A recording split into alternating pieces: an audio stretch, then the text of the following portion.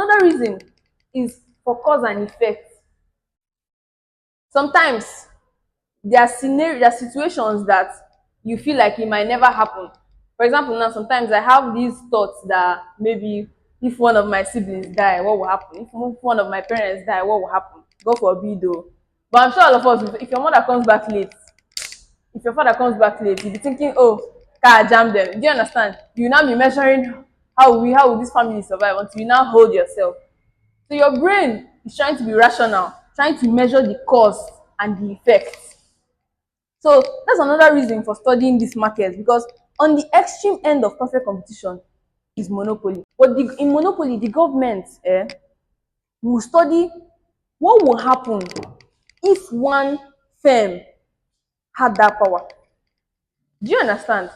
And because of that study, if after measuring it and checking everything is good, is efficient, the government can encourage it. If after measuring and checking it, they find out that it's going to be bad, they will discourage it.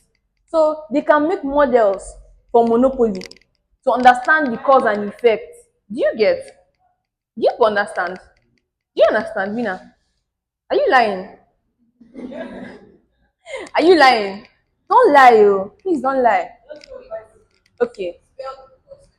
Caus. Cause. You can even say cost still. Cost still self follow. So if you think about it, the government now is like worst case scenario. Worst case scenario is not happening now, but they want to model it. You know what a model is? A model is a simplification of reality. Everything here is a simplification of reality, because none of these things can even happen in reality. So we are simplifying it, because you cannot start studying all the single markets they have right now. We now, you sell fish pie, right? If we bring out all the people that sell fish pie, we're not going to, all of you will have a slight difference, because maybe you are closer to the market, so your cost of transport is lower.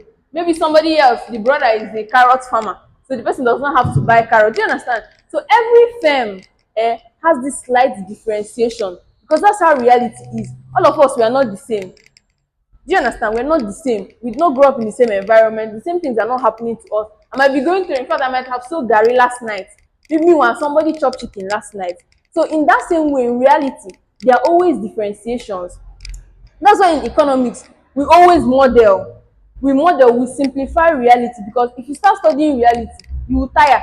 It's not possible for you to get everything. Do you understand? So they have to water it down and make a simplification of reality. That's what all these things are. So now, for cause and effect, the government or any other interested person can simplify what might happen if there is only one seller in the market. That's why we study market structure. That's why we study something like monopoly. The example that he gave, he said, if a firm wants to start distributing electricity, and then the firm is like the Niger Delta region where there is water, that firm has natural advantage over, for example, say Enugu. Now, if the government models it and realizes that, oh, it will be more efficient, yes, it will be more efficient to give those people that are in that water region monopoly. They've measured the cause and the effect. But if they find out that if they give it to them, maybe consumers will suffer. That's the effect. And then that leads to another point why we do market structure, to make policies. Because if the government models all this and understands what happens in them, then it can guide them towards making policy. If they should encourage a monopoly, if they should discourage a monopoly. Because now they understand that if there's only one seller, this is what will happen, this is what will happen. It will be good for the economy. So it helps them make policies. Now, another reason, this one now, I like it because macro lecturer always says it, that it helps us think logically. Aside from economics now, us as individuals, it helps us think logically. Because now, we understand that all these things don't exist, but we can find out what is the common denominator between all the fish pie markets. You can try to group it, you can try to understand how these different markets work. So that's just basically it. That's just the basic reasons why we are studying it.